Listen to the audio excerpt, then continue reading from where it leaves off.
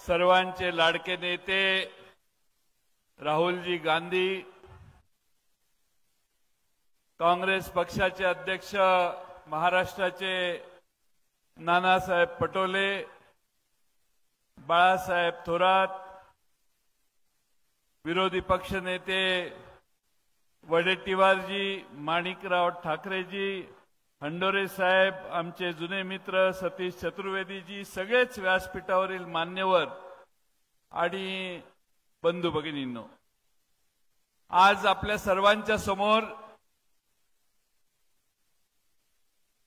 या लोकसभा मतदारसंघातील साऱ्या जुने दिवस आणले पाहिजेत आणि या देशातल्या भरडल्या गेलेल्या जनतेला अन्यायापासून वाचवलं पाहिजे, ही भावना देशभर जागृत झालेली आहे।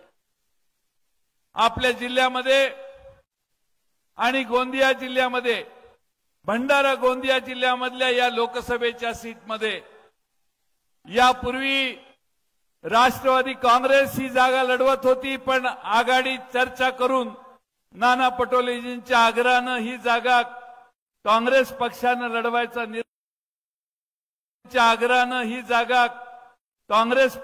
लढवायचा निर्णय घेतला आणि आपले उमेदवार आज आपल्या सर्वांच्या समोर या निमित्तानं उभे आहेत।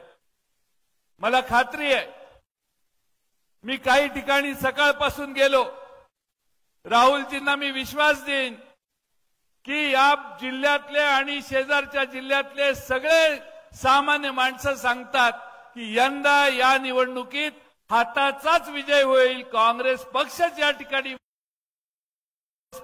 या ठिकाणी विजय होईल, अशी खात्री सगळेजण द्यायला लागलेले। आज देशात ही परिस्थिती का निर्माण झाली, मी फार मुद्दे घेणार नाही, पण या गेल्या 10 वर्षात सत्तेत बसणाऱ्या मोदी सरकारने काय काम केलं, 14 सालापासून 23 सालापर्यंत या सगळ्या काळात या देशात 1 लाख लोकांनी, 1 लाख शेतकऱ्यांनी आत्महत्या करून आपली जीवनयात्रा संपवली। म्हणजे रोज 30 माणसं भारतामध्ये शेतकरी समस्या वेगळ्या तोंड देता येत नाही म्हणून आत्महत्या करतायत। ही मोदी साहेबांच्या सरकारची मिळकत आहे। या सरकारने पीक विम्यावर काय केलं, या पीक विम्यामध्ये पंतप्रधान फसल विमा योजनेमध्ये 14-15 हजार कोटीची तरतूद आहे म्हणून जाहीर केलं, पण याचा लाभ मित्रांनो शेतकऱ्याला नाही मिळाला। याचा लाभ मिळाला खाजगी विमा कंपनींना मिळाला आणि खाजगी विमा कंपन्यांना मिळाला देशातल्या केंद्र सरकारने दिलेल्या पैशातून या देशातल्या सामान्य शेतकऱ्याला विम्याचा कोणताही नुकसान भरपाई मिळाली नाही। दुसऱ्या बाजूने आपण म्हणतो आपल्यात की बाप नंबरी तो बेटा 10 नंबरी, तसं केंद्र सरकारच्या विमा योजनेप्रमाणे राज्य सरकारने देखील विमा योजना चालू केली आणि पुन्हा विमा कंपन्यांच्याच हातात हजारो कोटी रुपये देण्याचं पाप राज्य सरकारने केलं, पण महाराष्ट्रातल्या शेतकऱ्याला विमा मिळाला नाही। आणि म्हणून आज माझ्यासारख्या कार्यकर्त्याला या देशात पीक विम्याने भरडलेला शेतकरी दिसतोय। 1 रुपया प्रीमियम भरा म्हणून सांगून फसवणूक या देशातल्या शेतकऱ्यांची करण्यात आली। 1 रुपया भरल्यानंतर आम्हाला काही पैसा मिळेल म्हटले, पण प्रीमियम भरणाऱ्या ज्या कंपन्यांना प्रीमियम भरला ते कंपन्या म्हटल्या की बाबांनो तुम्ही 1च रुपया भरलाय, तुम्हाला आम्हाला काही नुकसान भरपाई देता येणार नाही। आणि म्हणून या देशातल्या जनतेला फसवण्याचं काम या देशात झालं। दुसऱ्या बाजूने शेतकऱ्यांचं उत्पन्न दुप्पट करण्याची भूमिका मांडण्यात आली। सगळ्यांना वाटलं 2022 पर्यंत शेतकऱ्याचं उत्पन्न दुप्पट होईल, परंतु या देशामध्ये दिल्लीच्या सीमेवर शेतकरी जाऊन बसला, 3 बेकार चुकीचे कायदे केले, त्याला विरोध केला, 700 शेतकऱ्यांनी आपले प्राण सोडले। आता काय चालू आहे, केंद्र सरकारने सर्वोच्च न्यायालयात प्रतिज्ञापत्र दाखल केलं। त्यांनी सांगितलं आम्ही निवडणुकीत वचन दिलेलं होतं, पण वचनानुसार एमएसपी निश्चित करणं आम्हाला शक्य नाही। अरे बाबांनो, जे झेपत नाही ते बोलता कसे? मोदी सरकारने ज्या घोषणा केल्या त्या सगळ्या घोषणा या निश्चितपणाने फार मोठ्या संख्येने फसवणूक करणाऱ्या देशातल्या जनतेच्या आहेत आणि म्हणून माझ्यासारख्या कार्यकर्त्याला आपणा सर्वांना हेच आव्हान करायला लागतं की या भंडारा गोंदियाचं परिवर्तन करायचं असेल, खऱ्या अर्थाने इतक्या शेतकऱ्याला, शेतमजुराला, धानाच्या शेतकऱ्याला न्याय द्यायचा असेल तर आपल्याला पुन्हा एकदा या मतदारसंघात इंडिया आघाडीच्या वतीनं उभा असणाऱ्या काँग्रेसच्या उमेदवाराला विजयी करावं एवढीच विनंती करतो आणि माझे 2 शब्द पूर्ण करतो. धन्यवाद. भाषणाच्या या क्रमामध्ये आपल्या राज्याचे विरोधी पक्षनेते आदरणीय वडेट्टीवार साहेब यांना विनंती करतो की या विशाल जनसमूहाला आपण या ठिकाणी संबोधित करावे. वडेट्टीवार साहेब. आपल्या सर्वांचे लाडके नेते आदरणीय राहुल गांधी साहेब, या मंचावर उपस्थित सर्व मान्यवर आणि डॉक्टर प्रशांत पडोळे यांना विजयी करण्यासाठी आलेले भंडारा गोंदियातील देशभक्त, राष्ट्रभक्त मतदार बांधवांनो, भगिनीनो आणि मातांनो, कारण तुम्ही देशभक्त आहात. उद्याच्या नवीन जुमलेबाज सरकारमधून या देशाला मुक्ती देण्याचं काम तुम्हाला करायचं आहे. मी देशभक्त यासाठी म्हटलं की ज्या वेळेस ते स्वतंत्र होत होता, आज जे दिल्लीमध्ये बसले आहेत ते इंग्रजांचे पाय चाटत होते आणि ते आम्हाला देशभक्ती सांगतात की ज्यांनी त्याचं काम केलंय. आणि म्हणून जुमलों की सरकार, लूट, झूठ इनके खून में भरा है. रोज खोटं बोला, रोज नवीन जुमला पेरा. ही सरकार गरिबाची आहे. अरे ज्या सरकारमध्ये सोन्यावर 3% जीएसटी, आपण हिऱ्यावर 2% जीएसटी आणि ट्रॅक्टरवर, अवजारावर 18% जीएसटी, हे शेतकऱ्याचा खुनी सरकार आहे, हे श्रीमंताचं सरकार आहे.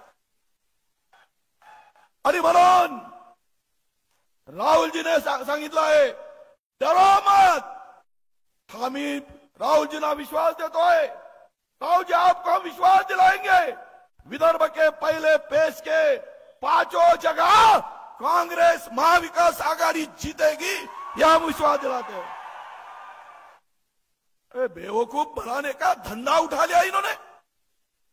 वो स्मृति ईरानी जी आती थी, बहनों कितनी महंगाई बढ़ा दिया, अब कहां गई है? 440 का सिलेंडर महंगा लग रहा था, 67 रुपए खाने का तेल महंगा लग रहा था, सिलेंडर पे आके बैठ जाती थी. अब पहले का कांग्रेस का सिलेंडर 440 में 14.5 किलोचा होता. एक बायको उचलत नव्हती, नवऱ्याला बोलत होती हो की सिलेंडर उचलू लागा म्हणून. आता 12 किलोचा झाला. बायको आमची बहीण उचलते आणि घेऊन जाते. सिलेंडरही हलका केला आणि पैशांनी वजन केला. असा हा लुटारूचं सरकार आहे. याला आपण धडा शिकवला पाहिजे. वेळेचं बंधन आहे. राहुलजींना जायचं आहे. या नेत्यांनी देश दुभंगलेला देश या नेत्यांनी, आमच्या नेत्यांनी जोडलेला आहे. अरे गांधी नाम का डर दिन रात मोदी को सताता है. नींद में भी गांधी दिखते हैं, क्योंकि गांधी ने इस देश को बनाया है. गांधी ही देश को आगे ले जा सकता है, यह विश्वास हिंदुस्तान की जनता का. और आता तुम्हाला एक शेवटचं सांगतो. पहिले 13 मध्ये 3 महिन्याचा इलेक्ट्रिकचा बिल येत होता. 2 बल्ब, 1 पंखा, महिन्याला 400चा बिल येत होता. हे भाजपवाले आलेत आणि 3 महिन्याचं बिल होतं ते महिन्यावर केलं. काल परवा 10% इलेक्ट्रिकचा बिल वाढवला. तेवढेच बल्ब आहेत, तेवढेच पंखे, पण आता बिल 1200चा येतो. ही महागाई आहे की सस्ताई आहे? आता पुन्हा अदानीचा मीटर येत आहे, स्मार्ट मीटर. जसा तुम्ही मोबाईल चार्ज करता तसा तो मोबाईल चार्ज केला संपला की मोबाईल बंद. तसंच होणार आहे उद्या. तो मीटर येईल आणि तो चार्ज संपला का रात्री 12 वाजता लाईट जाईल आणि मग बन्यान काढा आणि अंगणामध्ये येऊन हलवत बसा. ही पाणी तुमच्यावर येईल. तो मीटर गरागरा फिरणार आहे. गरागरा फिराल आणि मग तुम्ही गरागरा फिराल. आणि यासाठी सांगतो बंदोबस्त करा. ये ऐसे जुमलेबाज है. शेवटचा एक शेर सांगतो. सरकार अवाम को ऐसा बेवकूफ बनाई है. सरकार अवाम को ऐसी बेवकूफ बना रही है. आंखें निकाली जा रही और चश्मा दान किया जा रहा है. ऐसे सरकार को हटाओ और कांग्रेस को लाओ, महाविकास आघाडी को लाओ अशी विनंती करतो. 2 नंबरवर पंजा आहे, 1 नंबरवर पापी आहे. 2 नंबरवर पंजा, 1 नंबरवर पापी. नानाभाऊ, बाळासाहेब, सर्व आमच्या लोकांचे हात मजबूत करा आणि राहुलजींना सांगा की हा देश, राहुलजी आपके साथ है. विजयाची मुहूर्त या भंडारा गोंदियातून आपण सुरुवात करावी अशी विनंती करतो आणि माझ्या शब्दाला विराम देतो. धन्यवाद. जय हिंद, जय महाराष्ट्र, जय सेवा, सलाम वालेकुम, जय भीम, राम राम. राज्याच्या काँग्रेस पक्षाच्या विधिमंडळाचे नेते आदरणीय बाळासाहेब थोरात साहेब.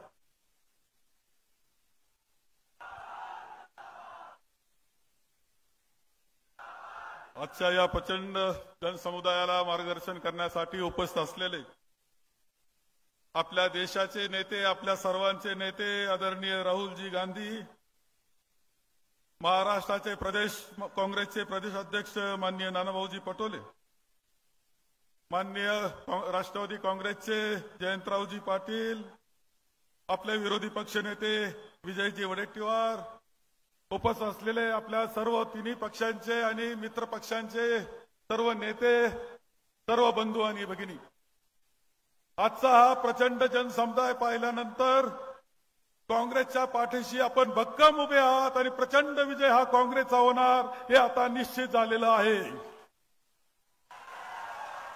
ज्या वेळेस समतेचा विचार अडचणीत आला, ज्या वेळेस लोकशाही अडचणीत आली, ज्या वेळेस राज्यघटना अडचणीत आली, ज्या वेळेस काँग्रेस अडचणीत आली, त्यावेळेस विदर्भाची जनता भक्कमपणे काँग्रेसच्या पाठीशी उभी राहिलेली आहे. हा इतिहास पुन्हा एकदा निर्माण होणार आहे, याचा आनंद आम्हा सगळ्यांना होतो आहे. आज राहुलजी गांधी आपल्याला येथे मार्गदर्शन करण्याकरता आलेले. आपण पाहिलं असेल युपीएचं सरकार आदरणीय सोनेजींच्या नेतृत्वाखाली होतं, डॉक्टर मनमोहन सिंगजी होते. आपल्याला अनेक हक्क त्यांनी त्यावेळेस दिले आणि अत्यंत अर्थव्यवस्था सुंदर पद्धतीने सांभाळली. त्यांनी जाती धर्माच्या नावावर मते मागितली नाही. या मंडळीनं, भारतीय जनता पक्षानं धर्माच्या नावावर मते मागून माणसामध्ये भेद निर्माण करण्याचं काम त्यांनी चालवलेलं आहे. ते रोजगारावर बोलायला तयार नाहीत, ते महागाईवर बोलायला तयार नाही, स्त्रियांवर होणाऱ्या अत्याचारावर बोलण्यास ते तयार नाही आणि अशा धर्माच्या नावावर मते ते मागतायत असं चित्र आपल्याला दिसतंय. याला आपण फसायचं नाही आणि पुन्हा एकदा काँग्रेसच्या पाठीशी, आघाडीच्या पाठीशी आणि इंडिया अलायन्स जे आहे त्यांच्या पाठीशी आपल्या सगळ्यांना उभं राहायचंय. राहुल जे आलेत त्यांचा प्रवास आपण सगळ्यांनी कन्याकुमारी पासून काश्मीर पर्यंत, मणिपूर पासून मुंबई पर्यंतचा प्रवास पाहिला. 10,000 किलोमीटर ते चालले. 10,000 किलोमीटर मध्ये जनतेशी संवाद साधला आणि त्यानंतर त्यांनी आता आणली आहे गॅरंटी. जे आपल्याला पाहिजे ते धर्माच्या नावावर मतं मागत नाही, तर सर्वसामान्य माणसाला केंद्रीभूत मानून त्याचं जीवन चांगलं कसं होईल याकरता त्यांनी गॅरंटीज आणलेल्या आहेत आणि हा हक्क आहे आपला. गॅरंटी ते देत आहेत आणि त्यामधून सर्वसामान्याच्या जीवनामध्ये आनंद निर्माण होणार आहे. त्याकरता आपण राहुलजींच्या पाठीशी राहायचंय, आघाडीच्या पाठीशी राहायचंय. पंजाला मतदान, पंजा पाहायचा, बटन दाबायचं, लाखो प्रचंड मताधिक्यानं आपले उमेदवार विजयी करायचे, एवढंच आवाहन करतो आणि माझे 2 शब्द संपवतो. यानंतर महाराष्ट्र प्रदेश काँग्रेस कमिटीचे अध्यक्ष, आपल्या सर्वांचे लाडके नेते आदरणीय नानाभाऊ आपल्या सर्वांना संबोधित करतील. आदरणीय नानाभाऊ.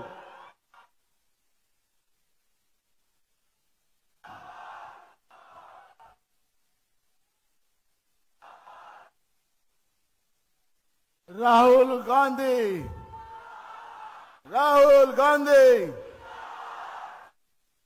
सबसे पहले मैं राहुल जी को बहुत बहुत धन्यवाद देना चाहता हूं कि वो मेरे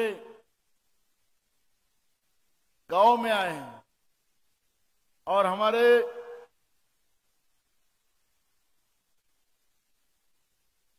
हमारे इस क्षेत्र में आकर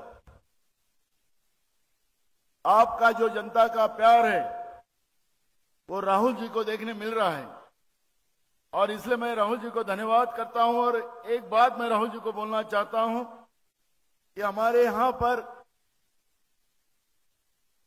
बैकवर्ड यानी ओबीसी के लोग बड़े पैमाने में हैं, शेड्यूल कास्ट, आदिवासी और एंटी विजेंटी के लोग ज्यादा हैं।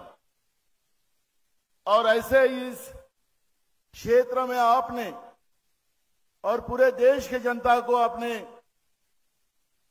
जो सेंसस करने की बात की है, जनगणना करने की बात की है, लोगों का आर्थिक सर्वेक्षण करने की बात की है, उसके लिए मेरे क्षेत्र की तरफ से और महाराष्ट्र की जनता की तरफ से मैं आपका धन्यवाद करता हूं जो आपने इस मैनिफेस्टो में उस बात को कहा है। मैं इस क्षेत्र में राहुल जी किसान बड़े पैमाने में रहते हैं, हाथ पे खाने वाले कमाने वाले लोग बड़े पैमाने में रहते हैं, युवाओं की तादाद भी हमारे यहां पे बहुत है। जो आपने मैनिफेस्टो हमको दिया है उसमें युवाओं को भी न्याय देने की बात की है, महिलाओं को भी न्याय देने की बात की है, किसान को भी न्याय देने की बात की है और श्रमिकों को भी न्याय देने की बात की है और भागीदारी न्याय की बात की है। जल जमीन जंगल किसी अंदानी का नहीं है, आपका अधिकार आपको देने की बात भी आपने भागीदारी न्याय योजना में दी है। मैं इसलिए आपको धन्यवाद देते हुए यही कहूंगा कि आप हमारे यहां के लोगों को आपका मार्गदर्शन बड़े पैमाने में मिले और इसलिए मैं ज्यादा ना बोलता हूं, मैं तो आपके सामने मी आपल्या समोर रोज बोलतो त्यामुळे मी इथं जास्त न बोलता राहुल गांधीजींना या ठिकाणी बोलण्याची संधी देतो आहे, पण आपण राहुलजींचं जोरात स्वागत टाळ्यांनी करावं असं आवाहन करतो आणि माझे 2 शब्द पूर्ण करतो। हम सबके लाडले नेता आदरणीय राहुल जी अभी आप हमको संबोधित करेंगे।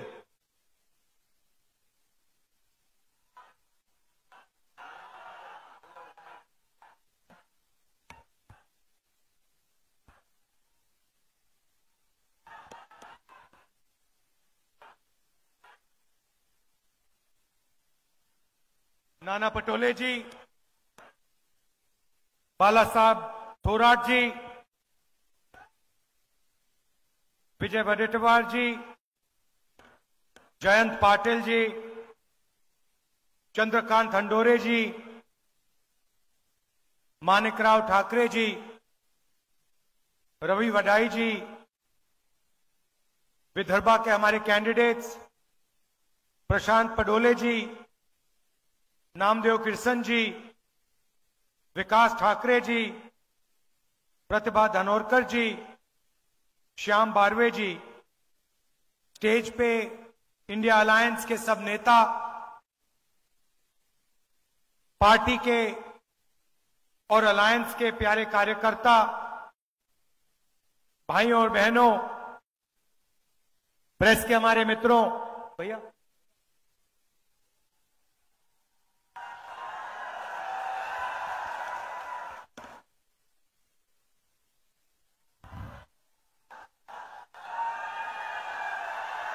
आप सबका यहां बहुत स्वागत। ये आपने हमारा मैनिफेस्टो देखा है, ये हमारे मैनिफेस्टो के 5 सबसे बड़े वायदे हैं और अगर आप देखेंगे बहुत सोच समझ के हमने ये मैनिफेस्टो बनाया है। ये मैनिफेस्टो बंद कमरों में नहीं बना,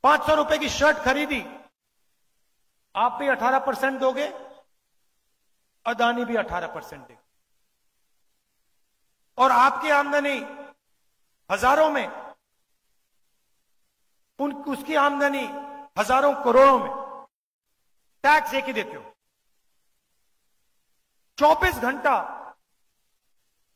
24 घंटा मीडिया प्रधानमंत्री का चेहरा टीवी पे दिखाता है। मैं कन्याकुमारी से कश्मीर चला, 4000 किलोमीटर चला, और रास्ते में हजारों लोगों से मेरी बातचीत हुई, किसानों से, युवाओं से, सबसे मिला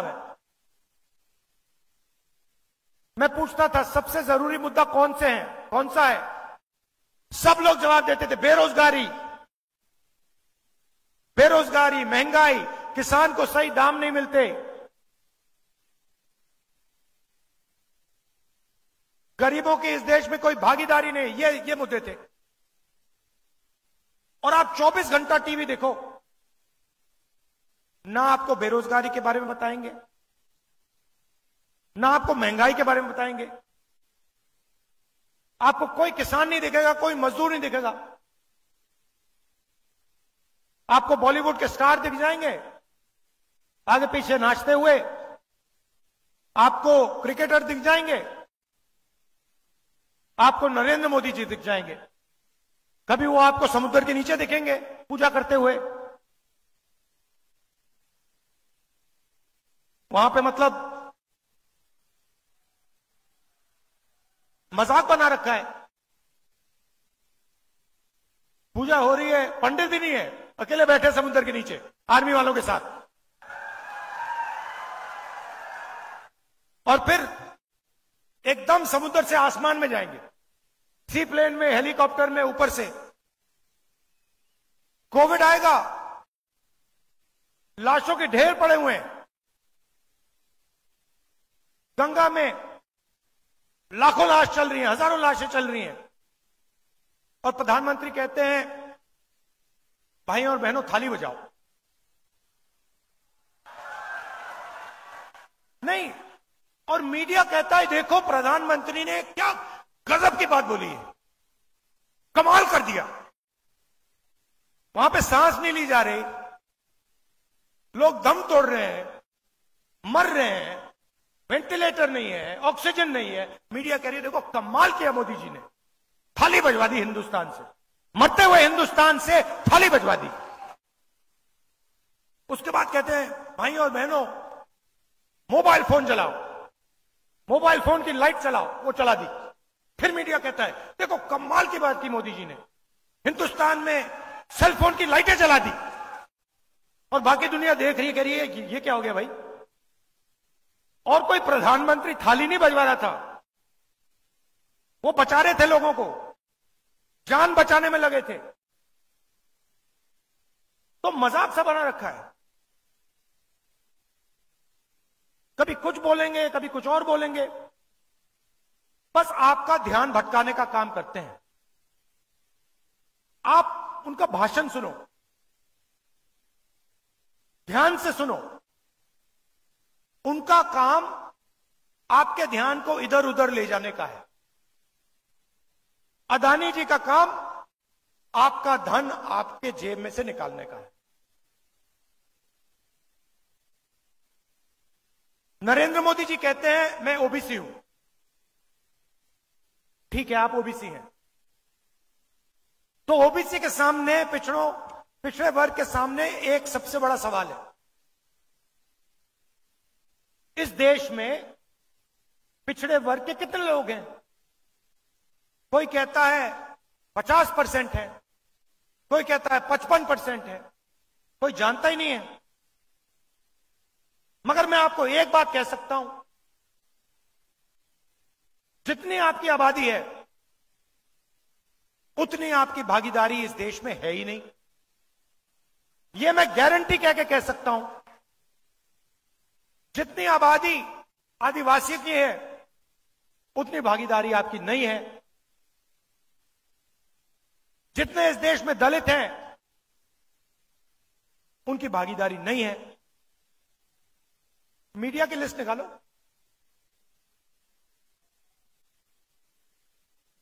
मोदी मीडिया है, मगर देखिए, आपको आंकड़े पकड़ने चाहिए, आपको आंकड़े निकालने चाहिए। देखिए, यहां बैठे हैं, ये जनता की आवाज कभी नहीं उठाते। मैं इनके सामने बोल रहा हूं, इनकी गलती नहीं है, ये जूनियर लोग हैं, इनको गुलाम बना के रखा हुआ है वहां पे, ये कुछ नहीं कर सकते, इनको ऑर्डर आता है। इन बेचारों को सैलरी लेनी है, बच्चे पालने हैं, इनकी गलती नहीं है, पीछे से ऑर्डर आता है। मगर आप इनकी लिस्ट निकालिए, हिंदुस्तान के मीडिया के मालिकों की लिस्ट निकालिए, इनकी सीनियर मैनेजमेंट की लिस्ट निकालिए, बड़े बड़े जो इनके एंकर्स हैं, जो 24 घंटा टीवी पे आते हैं, टिप्पणी करते हैं, ज्ञान देते हैं देश को, इनकी लिस्ट निकालिए। मैंने निकाली है। इसमें आपको एक पिछड़े वर्ग का आदमी नहीं मिलेगा, एक ओबीसी नहीं मिलेगा, एक दलित नहीं मिलेगा, एक आदिवासी नहीं मिलेगा, एक गरीब जनरल कास्ट का भी व्यक्ति नहीं मिलेगा। इसलिए ये आपकी बात नहीं करते। क्यों करें? ये आपके हैं ही नहीं। इनको छोड़िए, हिंदुस्तान की 200 सबसे बड़ी कंपनियों की लिस्ट निकालिए, उनके मालिकों की लिस्ट निकालिए। सब जानते हैं 200 बड़ी कंपनियां कौन सी हैं, उनकी लिस्ट निकालिए, उनकी मैनेजमेंट की लिस्ट निकालिए, उनके बड़े बड़े अफसरों की लिस्ट निकालिए। मुझे दिखा दीजिए उसमें ओबीसी कौन है, पिछड़े वर्ग का बता दो, दिखा दो मुझे कौन है वहां पे। हिंदुस्तान की 200 सबसे बड़ी कंपनियों में एक ओबीसी वर्ग का मालिक नहीं है, एक दलित मालिक नहीं है, एक आदिवासी मालिक नहीं है। मैं ऐसे नहीं बोल रहा हूं, मैंने पता लगाया है, मैंने लिस्ट निकाली है। मतलब 90% आपकी आबादी, और हिंदुस्तान की 200 सबसे बड़ी कंपनियों में आपका एक आदमी नहीं, मीडिया में आपका एक आदमी नहीं, प्राइवेट अस्पताल के मालिक की लिस्ट निकाली, उधर आपका कोई नहीं, सबसे बड़े कॉलेज यूनिवर्सिटी इनकी लिस्ट निकाली, उधर आपको नहीं मिलेगा। अब आप कहोगे भैया ये तो हमारा काम नहीं है, तो फिर ठीक है, हिंदुस्तान की सरकार को 90 अफसर चलाते हैं, बजट बढ़ता है, महाराष्ट्र को पैसा आता है, तमिलनाडु को पैसा जाता है, सड़कों में लगाया जाता है, डिफेंस में जाता है। बजट को 90 लोग बांटते हैं, 90 आईएएस अफसर हैं, लाखों करोड़ रुपए वो बांटते हैं, डिसाइड करते हैं कहां जाएगा, आपके बच्चों की शिक्षा में कितना जाएगा। 90 नाम में से एक नाम दलित है, एक नाम आदिवासी है, 3 नाम ओबीसी है। आपकी आबादी 50% और 90 में से 3, और वो भी छोटे छोटे डिपार्टमेंट में पीछे कहीं बैठे हुए हैं, बड़े डिपार्टमेंट में कोई नहीं है। और अगर हिंदुस्तान की सरकार 100 रुपए खर्च करती है तो दलित, ओबीसी, आदिवासी अफसर 6 रुपए 10 पैसे का निर्णय लेते हैं। आपकी आबादी कहां 90%, भागीदारी 100 रुपए में से 6 रुपए 10 पैसे। और फिर प्रधानमंत्री कहते हैं मैं ओबीसी हूं। कैसे ओबीसी हो आप? पिछड़ों का आपने क्या किया? ओबीसी के लिए क्या किया आपने, यह बता दो मुझे। कौन सी योजना आप लाए हिंदुस्तान के किसानों के लिए, वो ओबीसी हैं? गरीबों के लिए कौन सी योजना लाए? जो छोटा व्यापार चलाते हैं उनके लिए कौन सी योजना लाए, मुझे बता दो। एक योजना नहीं लाए आप। आदिवासी अफसर 100 रुपए में से 10 पैसे का निर्णय लेता है, दलित 100 रुपए में से 1 रुपए का निर्णय लेता है, पिछड़े वर्ग ओबीसी 100 रुपए में से 5 रुपए का निर्णय लेते हैं। अब आप कहोगे राहुल गांधी ने बात तो बता दी, मगर सॉल्यूशन क्या है? इसको ठीक कैसे किया जाए मैं बताता हूं। जाति जनगणना,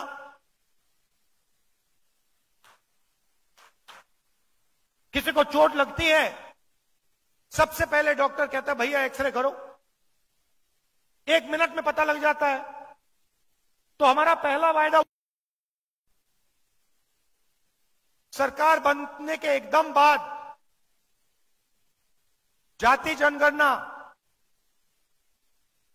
इकोनॉमिक सर्वे,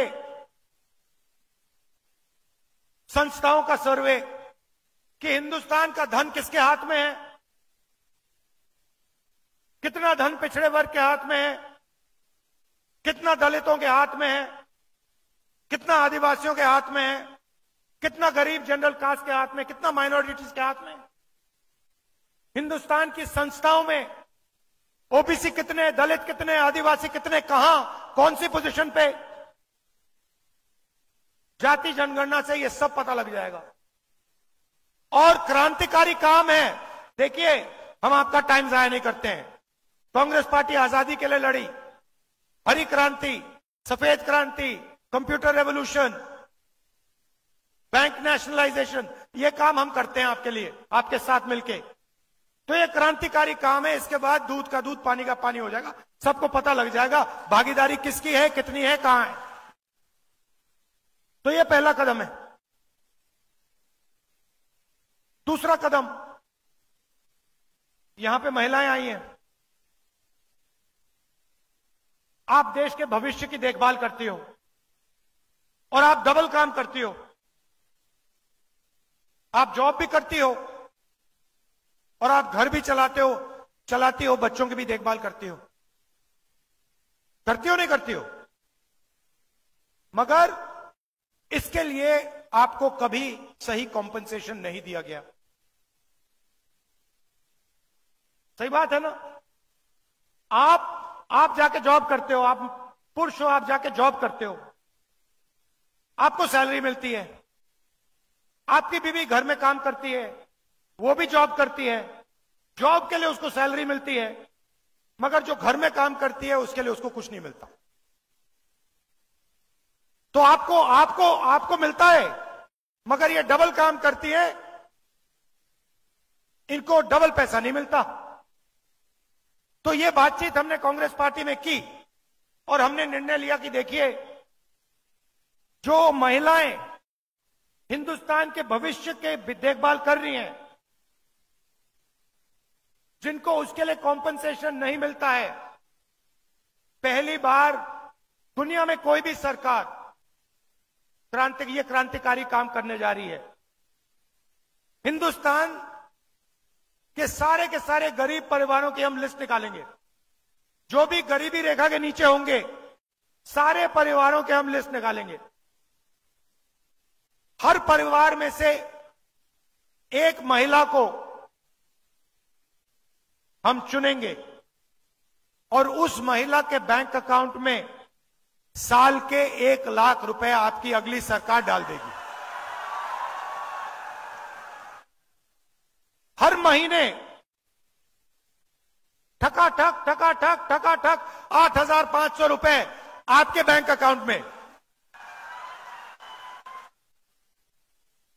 1 तारीख को आप उठेंगी, बैंक में जाएंगी और देखेंगे कि भैया 8,500 रुपए सरकार ने आपके बैंक अकाउंट में डाल दिया।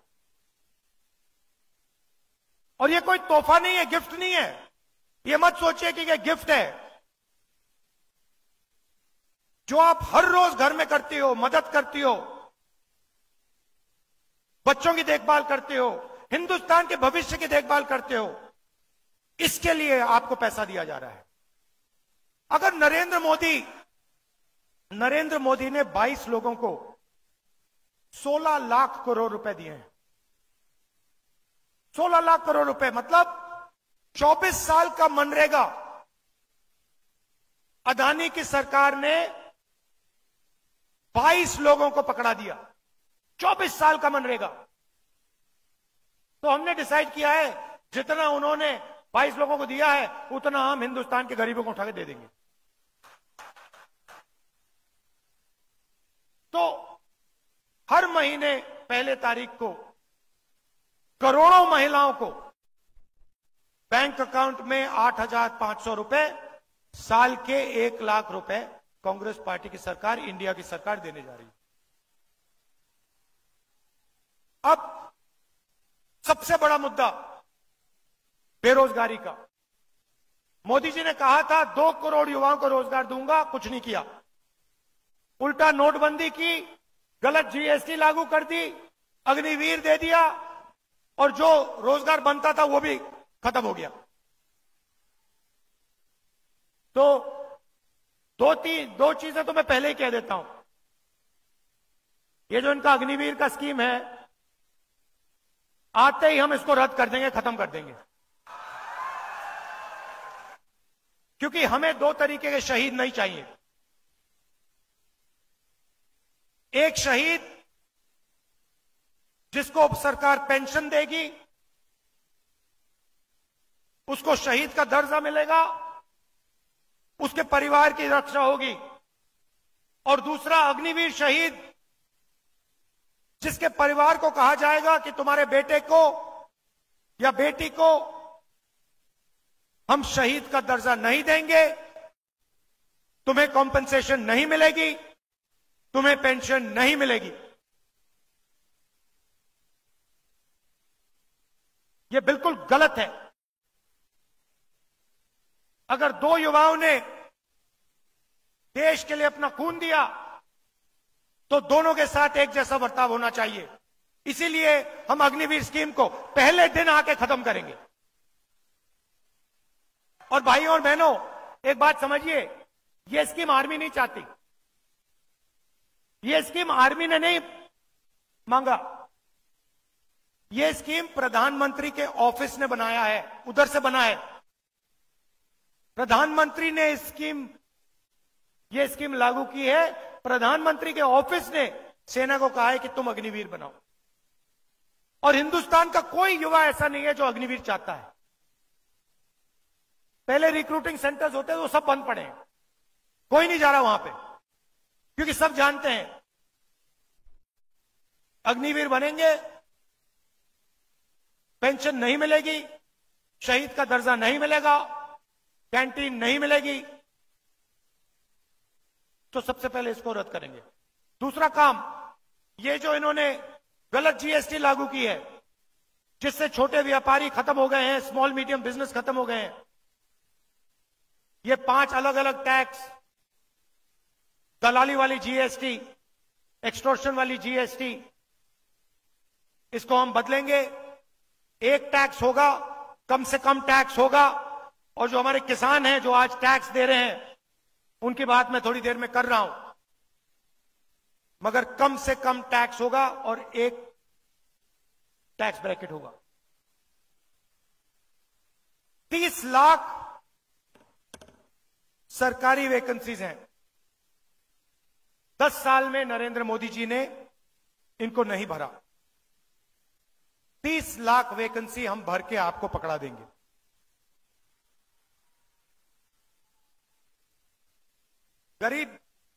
गरीब घर के बेटे बेटियां बेरोजगार हैं। अमीर घर के बेटे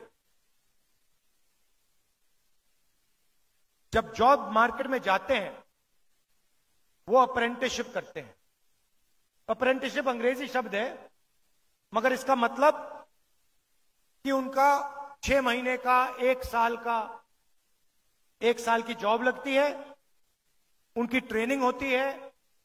प्राइवेट कंपनी में, पब्लिक सेक्टर में, सरकारी ऑफिस में उनको जॉब लगती है, उनकी ट्रेनिंग होती है, और फिर अगर वो अच्छा काम करते हैं, उनकी जॉब परमानेंट हो जाती है। मगर ये अधिकार और ये मौका हिंदुस्तान के गरीब युवाओं को नहीं मिलता है। हम आपके लिए मनरेगा लाए थे, रोजगार का योजना, रोजगार का अधिकार। अब हम आपके लिए, हिंदुस्तान के युवाओं के लिए अप्रेंटिसशिप का अधिकार ला रहे हैं। इससे क्या होगा? जिसके पास डिप्लोमा है, कॉलेज डिग्री है, यूनिवर्सिटी से पढ़ा है, उन सबको यह अधिकार मिलेगा। प्राइवेट कंपनियों में, पब्लिक सेक्टर यूनिट्स में, सरकारी ऑफिसेज में, इन सबको 1 साल की अप्रेंटिसशिप मिलेगी। 1 साल का उनको 1 लाख रुपया मिलेगा और उनकी ट्रेनिंग होगी। गरीब से गरीब युवा हिंदुस्तान में अप्रेंटिसशिप कर पाएगा, ट्रेनिंग ले पाएगा। 1 साल में 1 लाख रुपए उसके जेब में आएंगे, बैंक अकाउंट में आएंगे, और फिर उसके बाद अगर वो अच्छी तरह काम करेगा तो उसकी नौकरी परमानेंट हो जाएगी।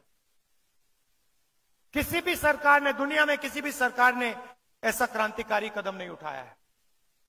ये हम करने जा रहे हैं। यात्रा में यहां से निकला, बहुत सारे युवाओं ने कहा हम पढ़ाई करते हैं, एग्जाम से 1 दिन पहले पेपर लीक हो जाता है, बेईमान लोग फायदा उठा जाते हैं, हम देखते रह जाते हैं। तो हम एक नया कानून लाएंगे, पेपर लीक के खिलाफ कानून, सख्त कार्रवाई होगी, और जो भी पेपर लीक करवाएंगे उनको हम जेल में डाल देंगे। और आजकल जो फैशन बनाया है मोदी जी ने कि प्राइवेट संस्थाएं, प्राइवेट कंपनीज एग्जाम दिलवा रही हैं, इसको हम बंद करेंगे। कोई प्राइवेट कंपनी एग्जाम नहीं दिलवाएगी, सरकार एग्जाम दिलवाएगी, सरकार एग्जाम मार्किंग करेगी, टेस्टिंग करेगी। मैंने किसानों की बात की। पूरे देश में किसान उदास है, डरा हुआ है, और किसान, किसी भी किसान से बात करो 2 चीजें कहता है। एक सवाल कि राहुल जी, अरबपतियों का कर्जा माफ हो जाता है, उनके पास पैसे की कोई कमी नहीं है, मगर हमारा कभी कर्जा माफ नहीं होता, क्यों नहीं? और दूसरा, प्राइवेट कंपनियों को उनके प्रोडक्ट के लिए सही दाम मिलता है, मगर हिंदुस्तान के किसान को सही दाम कभी नहीं मिलता, क्यों? ये 2 सवाल हजारों किसानों ने मुझसे पूछे, यात्रा में पूछे, हर रोज, राहुल जी ये क्यों हो रहा है? तो मैं उन किसानों से कहना चाहता हूं, हमारी सरकार आएगी तो ये नहीं होगा। सबसे पहले जैसे हमने आपका कर्जा माफ किया था, हम फिर से हिंदुस्तान के किसानों का कर्जा माफ करेंगे।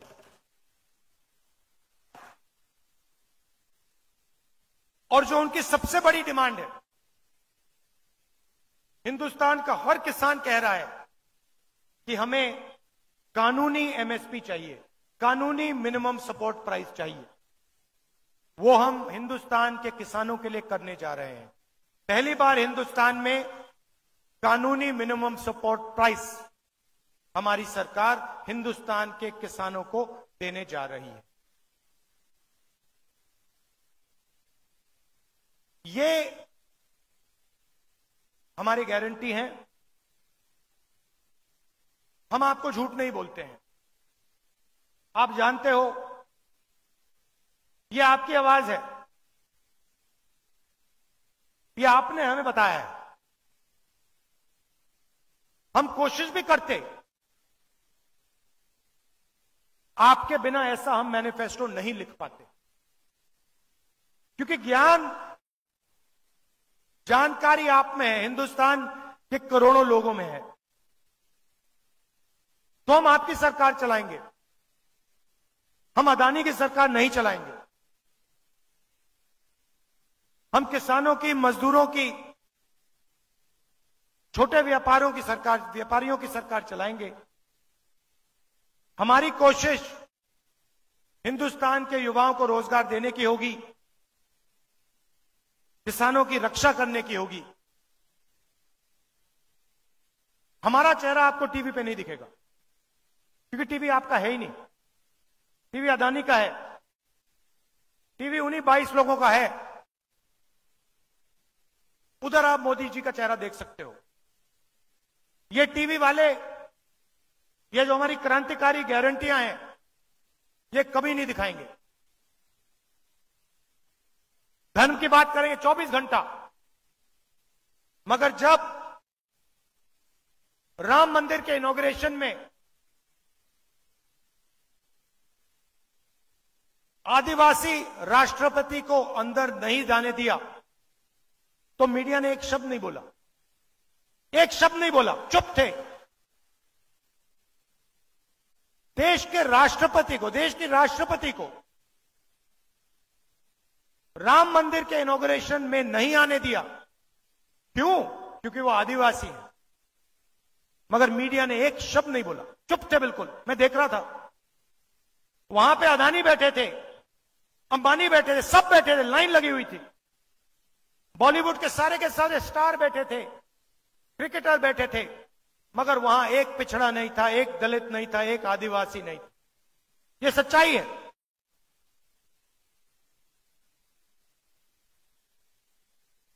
और इन 5 में से हिंदुस्तान के लिए सबसे जरूरी, हिंदुस्तान के भविष्य के लिए सबसे जरूरी जाति जनगणना है। क्योंकि इससे जो आपके साथ धोखा हो रहा है, जो आपको झूठ बोला जा रहा है, वो सबके सामने आ जाएगा। प्रधानमंत्री कहते हैं कि ओबीसी की सरकार है, गरीबों की सरकार है। नहीं, गरीबों में नहीं है, ओबीसी की नहीं है, दलितों की नहीं है, आदिवासियों की नहीं है, गरीब जनरल कास्ट की नहीं है, 22-25 लोगों की है। हमारी सरकार ये 5 काम आपके लिए करके, गारंटी करके, मैं यहां कह रहा हूं, ये हम आपके लिए करके दिखा देंगे। आप सब आए, इसके लिए आप सबको दिल से धन्यवाद। नमस्कार, जय हिंद।